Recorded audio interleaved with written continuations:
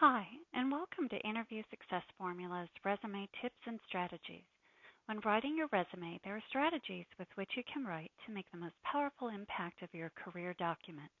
So let's take a look at this sample resume, and I'll point out some of the key tips to help you get noticed by recruiters and invited to interviews.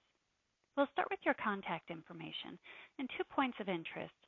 The first being your email address. This should be something professional without any cute nicknames, usually first and last name or first initial with the last name on a Google or a Yahoo account. If you're using Hotmail or AOL, you might want to update to a more current provider. The second key item is your LinkedIn URL. You'll want to edit this to make sure that you have a LinkedIn vanity URL. You can do this by going to your LinkedIn profile, upper right-hand side, and under Edit URL, click on the blue pencil. By doing this, you're removing extraneous numbers or letters that follow your name on the account that was created by you initially. This will show that you have a much more up-to-date approach on your LinkedIn strategy.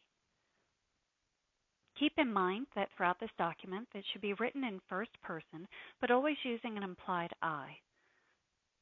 Moving on to the job title. You'll want this to be tailored to the position for which you're applying that you've held before. The job objective has now been replaced by the job summary. This brings the wow factor by telling your employer what you can do for them, the value that you bring to the organization, as well as your strongest areas of expertise. This should be about 3 to 5 sentences. Followed by a skills summary section, which can be incredibly well utilized by packing it with keywords for search engine optimization and ATS, or applicant tracking software searches.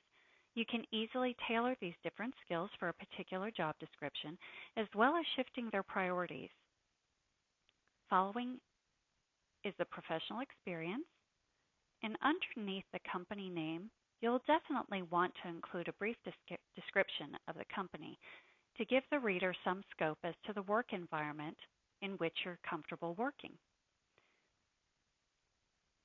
Underneath your job title, this is where you'll list your professional experience by responsibilities only by way of accomplishments and significant achievements, not as a job description. It's visually appealing to combine both paragraph form as well as bullets, but never more than 3 to 5 bullets, or it diminishes the impact of these big wins. The significant achievements in the bullets should be quantified with strong verbs, eliminating unnecessary words and adding context or a frame of reference. We suggest for the bullets using the CAR approach: challenge, action, result. You'll want to include in each bullet the challenge or the reason for which you were hired, the action that you took, and the results that you achieved. These measurable accomplishments should be bolded sparingly to draw attention to percentages, numbers, and dollar signs. Lastly, under your education, training, and certification should always be at the end unless you're a recent graduate. For graduations of more than 7 to 10 years ago, consider leaving the graduation dates off entirely. If you have any other questions regarding your resume strategies, feel free to call or email me for advice or for further assistance with one of our revision packages. Thank you.